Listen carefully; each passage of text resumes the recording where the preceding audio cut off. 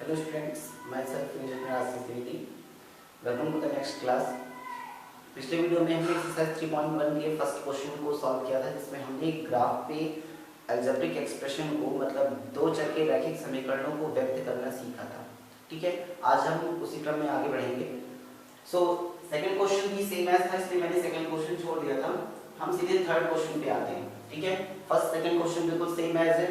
Graphical representation कैसे करना है वो फर्स्ट क्वेश्चन को आप बार बार चाहे देखिए, लेकिन उसको आपको सीखना जरूरी है, क्योंकि आलेखीय विधि से सॉल्व करना क्वेश्चन बहुत ज़्यादा इंपॉर्टेंट है और आलेखीय विधि एग्जाम में आती भी है, तो इस वजह से आलेखीय विधि आपको सीखना पड़ेगा।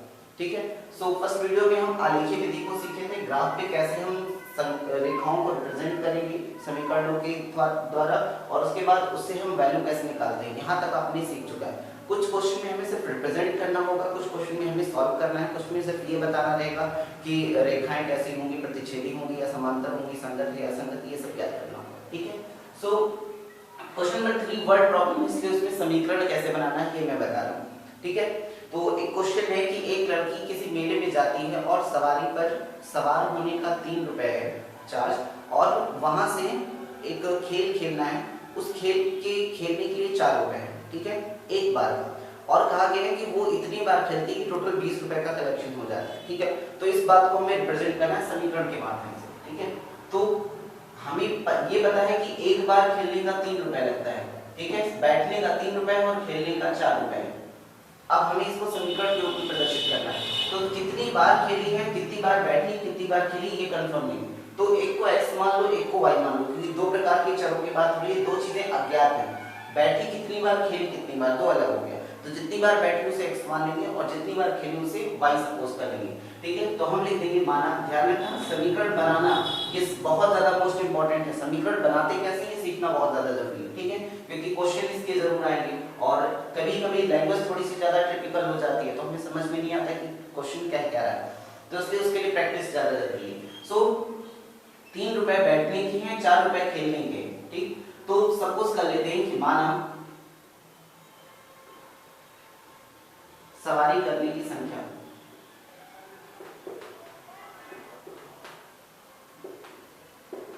बराबर x। ठीक है, और खेलने की संख्या बराबर y। ठीक है,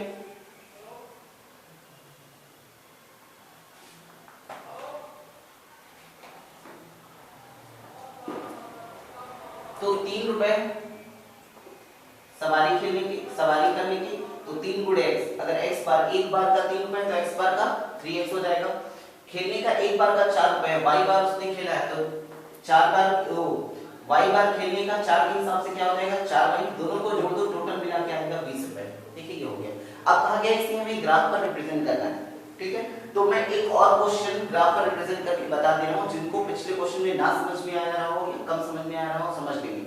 x या y की अपने मन से कोई भी वैल्यू रखो, कोई भी वैल्यू हम रख सकते हैं, स्वतंत्र ये बात ध्यान रखना।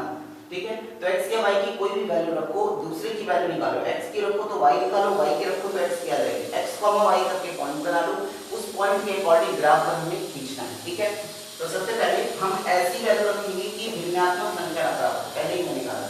ठीक है, हमें ऐसी वैल्यू रखना है कि कट के एक साधारण सी संख्या मिले जिसे हम ग्राफ पर आसानी से रिप्रेजेंट कर सके। नहीं तो ग्राफिकल रिप्रेजेंटेशन तो हो जाएगा लेकिन सही नहीं होगा। ठीक है, एक्यूरेट नहीं होगा।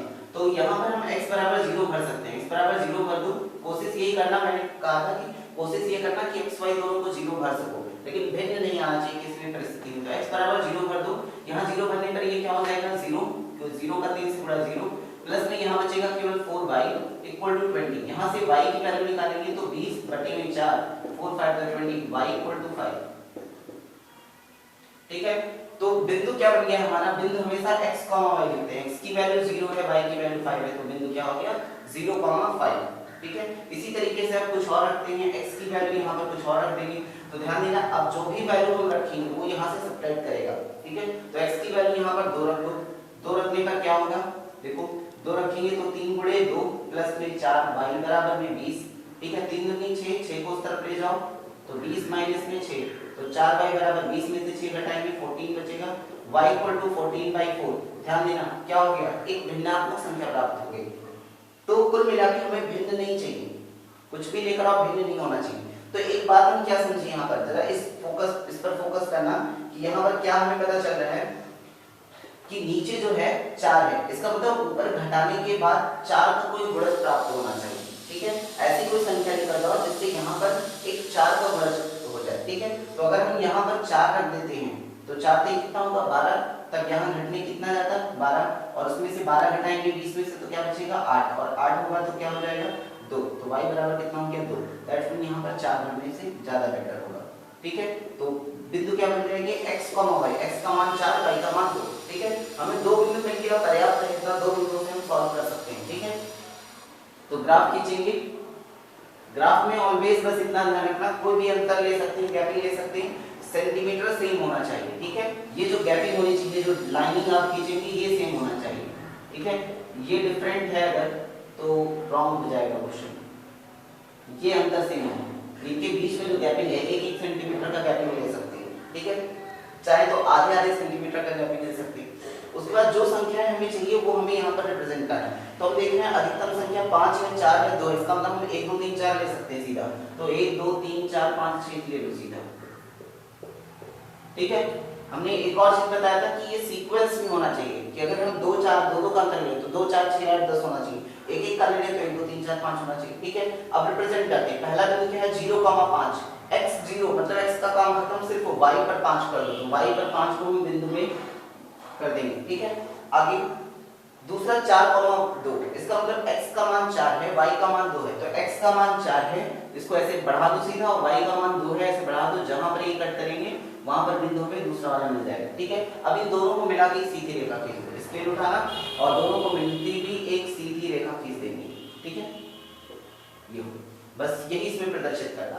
तो अब नेक्स्ट क्वेश्चन पे आते हैं। इसमें क्वेश्चन नंबर 6 में कहा गया है कि कौन कौन से समीकरण संगत है, कौन से असंगत है। तो संगत समीकरण उन्हें कहते हैं जिनके कम से कम एक हल हो, कम से कम एक हल हो। ठीक है, और असंगत उन्हें कहते हैं जिनके कोई हल ना हो। तो हम इससे तुलना करके कैसे बता सकते हैं, हमने मानक रूप में दो समीकरण रख दिए हैं, दो चर के।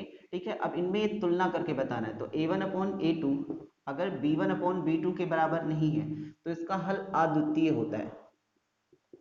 ठीक है, और अगर a1/a2 बराबर हो b1/b2 और बराबर हो c1/c2 तो इसके अनंत हल होते हैं। ठीक है, और अगर a1/a2 b1/b2 के तो बराबर हो बट c1/c2 के बराबर ना हो तो इसके कोई हल नहीं होते हैं। तो इस सिचुएशन में जिसका कोई हल नहीं उसे ही हम बोलते हैं असंगत समीकरण, और जिसके कोई एक हल हो, जैसे अनंत है तो अनंत हल है तो एक हल तो कम से कम होगा ही, और अद्वितीय है तो एक ही हल होंगे, तो इन दोनों को ही हम बोलते हैं संगत समीकरण। ठीक है, तो वो समीकरण जिनका कम से कम एक हल हो उसे संगत कहते हैं, जिनका एक भी हल ना हो उसे असंगत समीकरण कहते हैं। ठीक है, तो जिसमें a1/a2 b1/b2 के बराबर नहीं है वो भी संगत है, जिसमें तीनों बराबर है वो भी संगत है। तो हम तीनों को उठाएंगे, तीनों पे कंपेयर करेंगे। ठीक है, एक दो क्वेश्चन मैं करके दिखा देता हूं, बाकी ये क्वेश्चन बहुत ही ज्यादा इजी है। ठीक है, बस ध्यान रखना है कि यदि तीनों बराबर है तो भी संगत है, और यदि दोनों बराबर नहीं है पहले वाले तो भी संगत होगा। ठीक है, तो चलो लिखते हैं a1/a2। ठीक है, तो सीधा सा तुलना करते हैं a1/a2 b1/b2 c1/c2। ठीक है, तो a1/a2 मतलब ये a1 हो गया, a2 ये हो गया। ठीक है, बराबर में दूसरे को लेते हैं 2/3। ठीक है, तीसरे को लेते हैं 8/12, तुलना कर लेते हैं। तो ये हो गया, जब दो भिन्न एक दूसरे के बटे में हो तो नीचे वाले भिन्न को उलट दिया जाता है। तो 4/3 है, इसको उलट देंगे क्या हो जाएगा 1/2, 2/3 ऐसे ही रहेगा 8/12, तो 4 दूनी 8 4 3 12। ठीक है, 2 दूनी 4, तो यहाँ 2/3 2/3 2/3 तीनों बराबर है, इसका मतलब अनंत हल है। इस सिचुएशन में हम इसको क्या कहेंगे कि ये समीकरण क्या है, संगत है। ठीक है, दूसरे समीकरण को देखते हैं। 4x माइनस में 4y, सीधा समीकरण लिखा है, हम वैल्यू को ले लेते हैं। तो a1/a2 मतलब पहला वैल्यू, दोनों में दूसरा, ध्यान रहे चिन्हों का भी प्रयोग करना है। -1 इसका गुणांक क्या हुआ -1, अपॉन में कौन है 2, बराबर में उधर 4/14। ठीक है, इसको कट कर देते हैं, 2 दूनी 4 2 सत्ते 14, 4/3 बराबर -1/2 बराबर में 2/7। कोई भी बराबर नहीं है। ठीक है, तो ध्यान देना जब कोई भी बराबर ना हो तो भी संगत होगा। ठीक है, संगत ये दो बराबर ना हो, बस तीसरा चाहे बराबर ही हो जाए कोई फर्क नहीं पड़ता है। ये दो बराबर नहीं है तो भी ये संगत होगा। अब ये दो बराबर हो ये ना हो तब असंगत होगा। ठीक है। थर्ड पर आते हैं, 3/6, 5/-10। देखो चिन्ह को भी लेंगे और अगले में 11/7, तो कट करते हैं। 3 का नम 3 दूनी 6, 1/2, और 5 का नम 5 दूनी 10, 1/2। लेकिन ये इसके बराबर नहीं है, तो ये दो बराबर है, ये बराबर नहीं, इसका मतलब ये क्या हो गया, असंगत हो गया, कि दो तो बराबर हो बट तीसरा बराबर ना हो। ठीक है, तो इसी तरीके से इसको कर लेंगे। बहुत ही ज्यादा इजी क्वेश्चन है ये। ठीक है,